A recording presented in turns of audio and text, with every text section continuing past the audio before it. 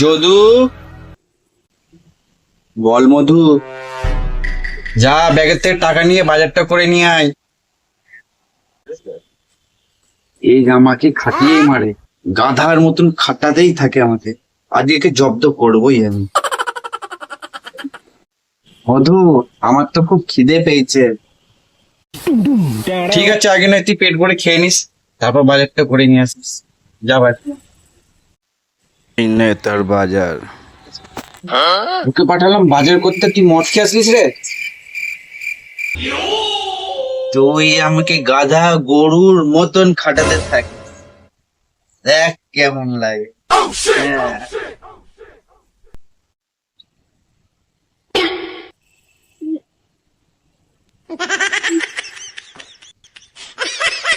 এই পয়সায় এই বাজার, শুধু আলু।